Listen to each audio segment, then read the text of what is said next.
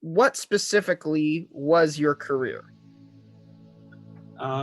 Well, I had I had several different jobs for several different companies, so I can just give you a little brief resume of that. Um, when I graduated from the UW in aeronautical engineering, I was hired by Aerojet General Corporation in Sacramento. Um, when I graduated, I was pretty sure I did not want to go to work for Boeing. So that meant we were going to have to leave Seattle because basically, if you were an aeronautical engineering graduate, Boeing was your only option in the Seattle area. So figured we would be going to California.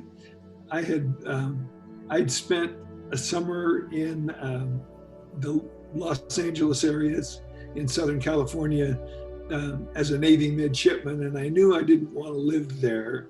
But Aerojet was in Sacramento, and that looked like a pretty nice place. Wasn't as big as Los Angeles or anything, so that's the job I took. All right. So what drove you towards aeronautical engineering and such? I've been interested in aviation all my life, and when the space program got underway, I found that extremely interesting. So I don't remember when I decided I wanted to be an aeronautical engineer, but it was sometime when I was pretty young in high school. Right then. So moving forward, what Yeah. pieces of space technology did you work on during your career? Well, when I was at Aerojet, Aerojet built propulsion systems for space systems and for missiles. And they built both liquid and solid propellant rocket engines. I worked in several different departments briefly because when they hired me, they had a program that rotated new graduates through several different departments. So you get a pretty good feeling for what the whole company was like. Mm-hmm. And so I had to do that. But but I then got to join the Apollo Service Module Engine program, which I thought was really cool. The Apollo program was going very strong.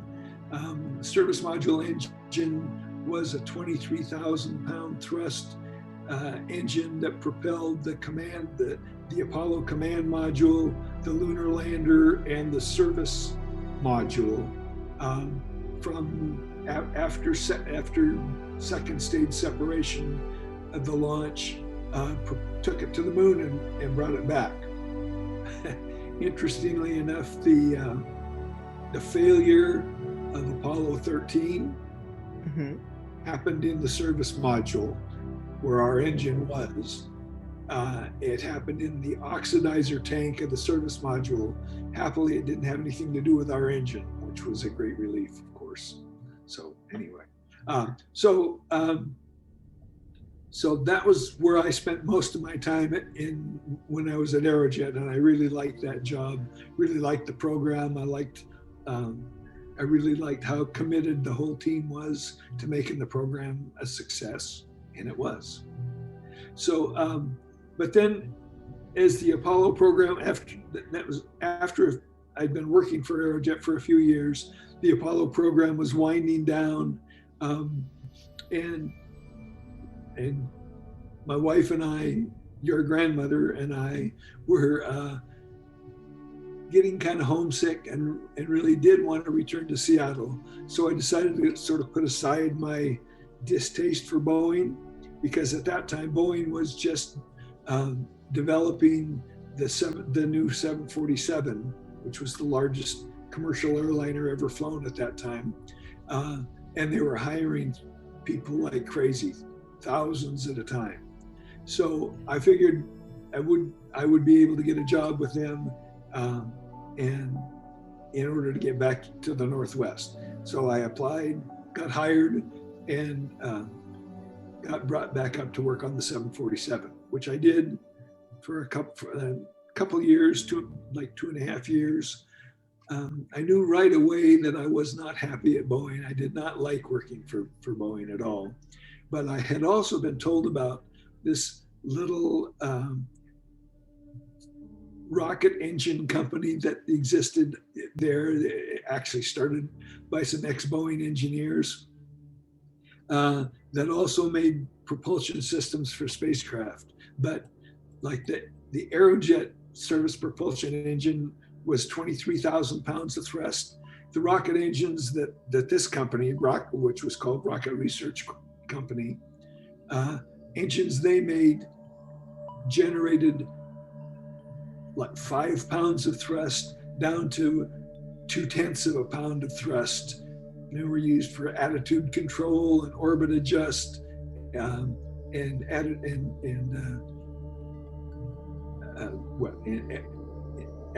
primarily for attitude control as well, on spacecraft and satellites.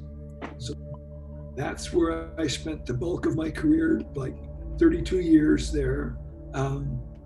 I was hired as a quality engineer, and my job there was to evaluate the designs of the rocket engines that we were building and make sure that they were robust, that we could inspect them to be sure that they conform to their drawing requirements, and to decide, when hardware gets made, it doesn't always, it sometimes has defects. And when that happens, when our inspectors found that, we had a board of engineers that had to evaluate the defects to see what could be done with them, to see whether they could be fixed or whether they had to be thrown away. So we did a lot of that. So while I was in that, I was in that role for a few months, several months. And at that point, then I got promoted to quality engineering manager, which meant that in addition to just, where I had been responsible for one program before, at that point, then I was responsible for all the quality engineers in the programs that they were assigned to. So that was my job for all those years. Then in, I guess it was about 1984 or 5, I don't remember the exact year, but I got promoted to director of quality assurance for the company, which meant that in addition to being responsible for quality engineering, I was responsible for everything in the quality assurance division, which included inspection, our calibration laboratory, our quality data center where we stored all the manufacturing and inspection and test records for everything that we built. Had very comprehensive records. And from those records, then we would put together data packages that had to be delivered every time we would deliver one of our products to our customers. So, and was also responsible for supplier quality assurance. So that's where I spent basically the rest of my career. Retired in 2000, and loved the job, loved the company, loved the job.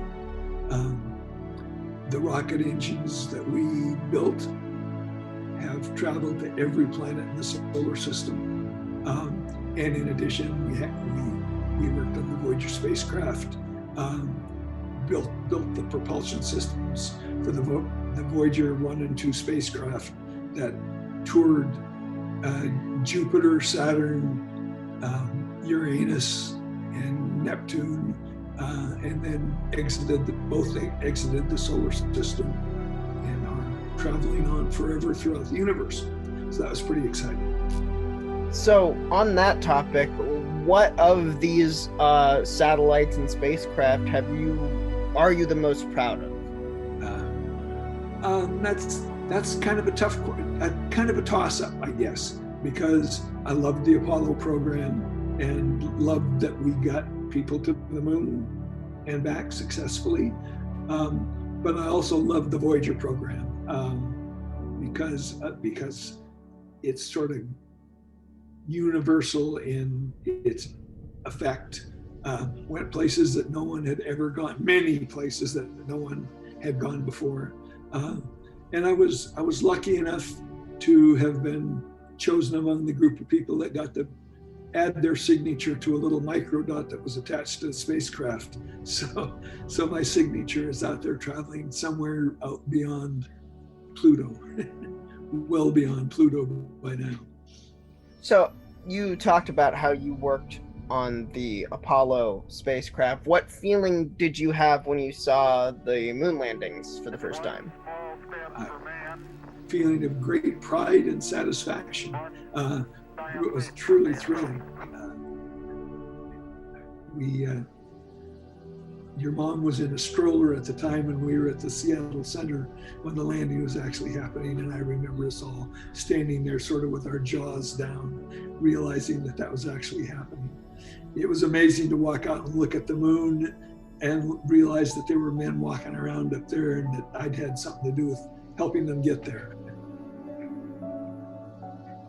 So on the topic of like your early works, like a big part of what kicked off the US exploration of space was the Soviet exploration of space. And so when you first heard about people like Yuri Gagarin and endeavors like Sputnik, like what was your reaction? Was it adversarial? Was it intrigue? Was it? Well, I was a senior in high school when Sputnik flew and orbited the Earth, and I think my feeling was just like almost all Americans at the time, sort of embarrassed and humiliated that they had gotten there before we did, because we thought we were the technologically superior nation to all others in the world, and the Soviets sort of showed us that that wasn't the case at the time. And likewise, when Yuri Gagarin flew, it was really very much the same thing. But I remember our developing space program with the Mercury 7 astronauts was full swing while I was a student at the UW, and we had to sit through and watch all the repeated failures of the Redstone booster that blew up time and time and time again. You see a lot of those pictures in the movie The Right Stuff, which was and those failures all happened like that. So when Alan Shepard finally flew, I remember I was walking to class one morning while Alan Shepard's mission was going, and that the fact that he actually got up there without his booster blowing up underneath him was very satisfying, even though it was a suborbital mission, did not compare to Gagarin's mission at the time. It was still pretty darn satisfying. And then when John Glenn flew his 3 orbital mission, that was pretty cool too. So that was all while I was at the UW, and a major motivation for wanting to get involved in the space program. So speaking of that motivation and Soviet developments compared to US developments, what does the space race symbolize to you? Well, in retrospect, I don't think the fact that there was a race is all that important, other than for chauvinistic pride. But what I do think is important is expansion of our realm of knowledge, and that's what the spacecraft that we worked on really contributed to. We built the terminal descent engine. Rocket Research Company built the terminal descent engines for the Viking Mars lander. First time man had ever sent anything to another planet, and landed it successfully, which we did.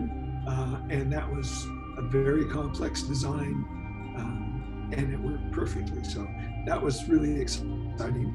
And as I said, the rocket engines that we built have been to every planet in the solar system. We had the company has built 10,000 rocket engines and sent them into space, and they've never had an in-flight failure, which I think is pretty exciting, pretty cool. Very exciting. of it. So my last question for you brings us out of the Cold War and out of really where you were active into the present and the recent creation of the Space Force. How do you feel about the creation of the Space Force? I am very much opposed to the militarization of space. I think it's absolutely inevitable. There's no way it can be stopped. But that doesn't mean that I like it, and I think it's good. The potential for destruction on Earth and blowing us away as a planet is very great, I think. And it shouldn't happen, but I know it's going to. So when I was a senior at the UW, I attended a NASA conference on the peaceful uses of outer space. That was very inspiring, and I was very, very happy to attend that. And the picture that presented looked a lot better than the picture that creation of the Space Force presents. Fair enough. Well, that exhausts my questions for you. Thank you very much for taking the time to be a part of this interview. Your satisfaction. You were more than to my satisfaction. Thank you very much.